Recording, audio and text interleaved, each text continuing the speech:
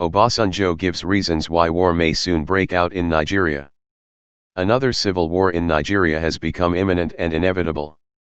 The reason for its inevitability is simply because Muhammadu Buhari, the northern Nigeria Fulani oligarchs and the wider network of Fulani in sub-Saharan Africa have concluded plans to adopt Nigeria as the homeland for all Fulani in Africa.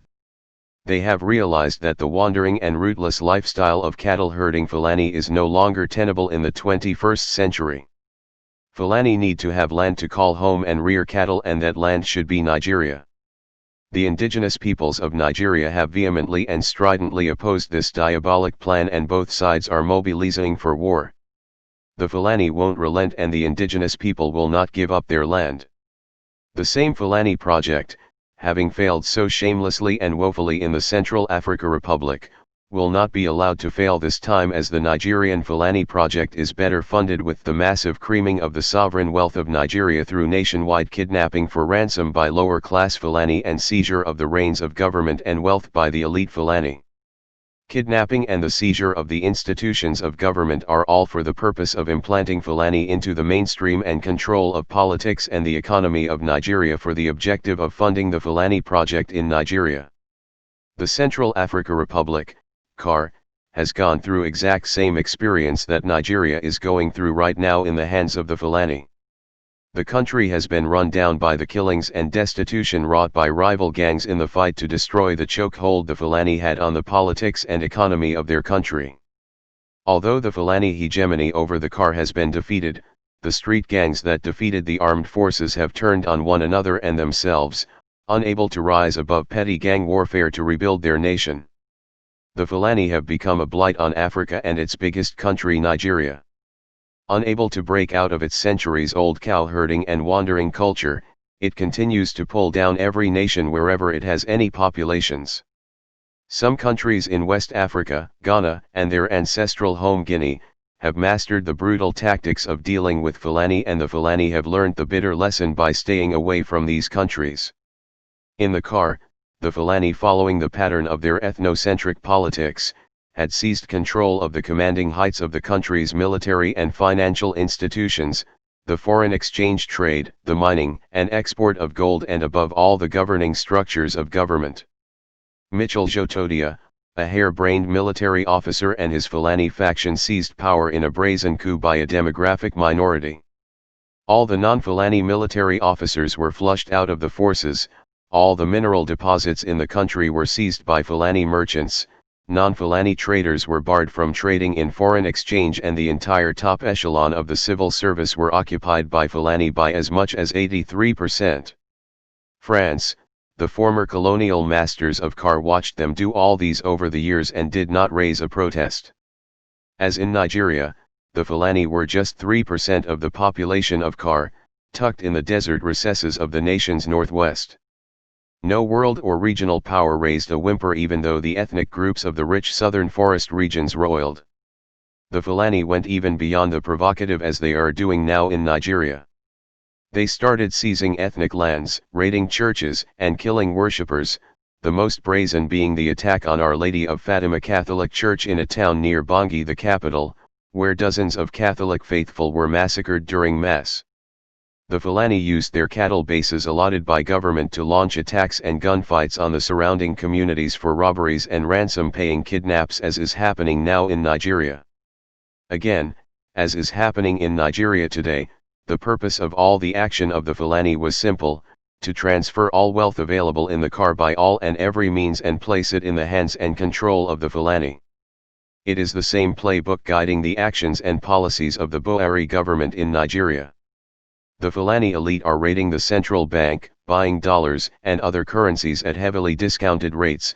Other Fulani are raiding the NNPC, plowing through the vaults and trading Nigerian crude for personal gain. The educated wing are mowing down governing structures, taking forceful charge and control of all commanding heights of government and the armed forces.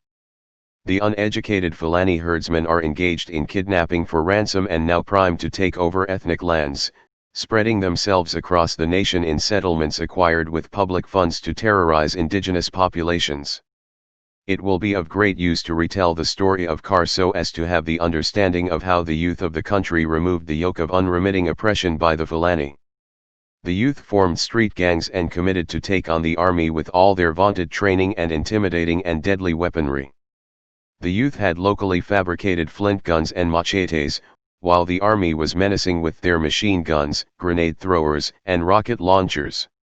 When the fight started on that fateful day in 2013 in Bangui, everyone expected a complete annihilation of youth on the streets, but the youth took the fight straight to the guard brigade near the presidential palace. By evening of the same day, soldiers' bodies were seen littering the streets while some were cut to pieces. By nightfall, the streets of Bangui had become the playground and the killing field of the youth of Bangui. In 3 days of street fighting, the entire presidential guards of the army of the Kar was decimated, in disarray, running to their ethnic base in the far north, and President Jotodia, the Fulani tyrant, had abdicated and run away from the presidential palace and capital, Bangui.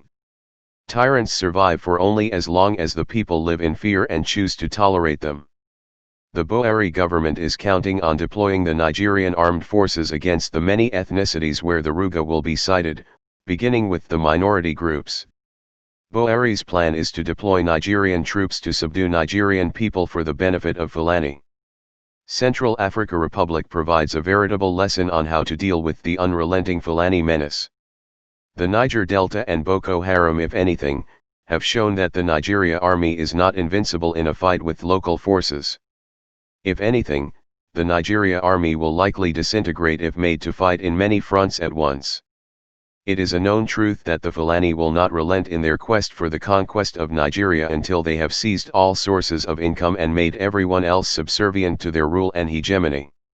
The Fulani in Nigeria, in nearly a century of political and economic ascendancy, have acquired so much power and money that it will defeat the purpose of such acquisition if they don't deploy it for the very purpose for the grasp for power, which is the conquest of Nigeria for the overlordship of the Fulani. The final stage of the grand plan to subdue Nigeria for Fulani overlordship are afoot, and Buhari and his people cannot back out now. So a war has to be fought to resolve matters. Our people say that you don't strip a woman unclad just to start looking. Nigeria has been stripped unclad, and with the Ruga monstrosity on the works, the next thing is to start the deployment of troops to protect Ruga in their various locations of development. It was bound to happen that the Fulani, who have been taking so much out of Nigeria and have succeeded in binding Nigeria hand and foot politically and economically, will take the wrong step into the abyss one day. The logical culmination of all the rapaciousness would be the last-ditch attempt at the ultimate land grab, to seize the lands belonging to indigenous communities and hand it over to Fulani. Internecine war in different Ruga locations and different fronts is therefore inevitable.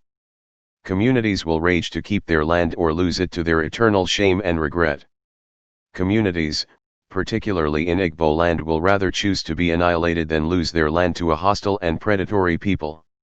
Fulani have no land in Nigeria because they are not indigenous to Nigeria. They are migrants into Nigeria. The decision by the Fulani to seize land by force in Nigeria can only lead to war in the many places where the seizure will happen. The people must resist as of necessity. They have done so in the Central Africa Republic and reduced the country to rubble, and they will do it again in Nigeria. Buhari will be compelled to deploy police and soldiers to defend the settlements, and war will be declared everywhere there is a Ruga settlement in Nigeria. Fulani have no land to hold dear and protect in Nigeria.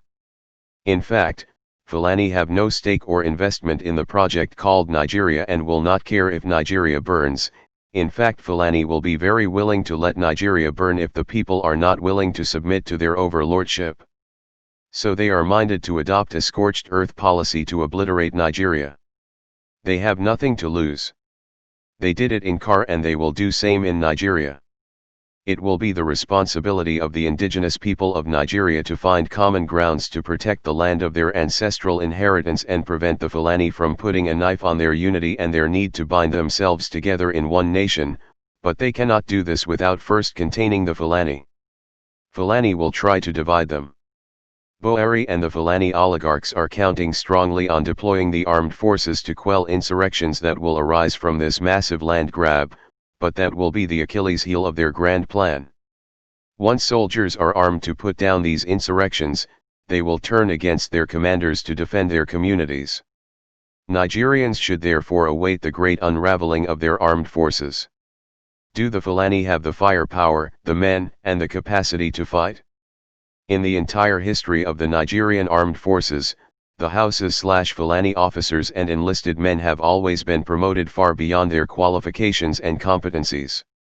The capacity to fight and man the different departments of modern warfare will be put to overwhelming test in any ensuing encounter. The Fulani never fight an enemy in a frontal war. They attack isolated and undefended villages. In any direct confrontation, they run away. It was evident even in the Battle of Bangi. Well-armed Fulani soldiers could not take on street gangs with flint guns and machetes. It has also shown in the war against Boko Haram. The poor performance of commanders of their ethnic stock is a bad joke among soldiers in the front. Hausa/Fulani soldier had to be sorted out and protected from slaughter by Boko Haram forces. This is not to talk of unending betrayals of their Christian colleagues and commanders in the battlefront. Buhari, a Fulani irredentist, will use to his advantage and for the benefits of his agenda to divide the ethnic and religious cleavages among the people of Nigeria. But the people ought to know that the Fulani are friends to no one and that a Fulani friend today can become an adversary tomorrow. You are only friend to Fulani for as long as you continue to serve a purpose in their overall plan. Let the talk cease and the battle begin.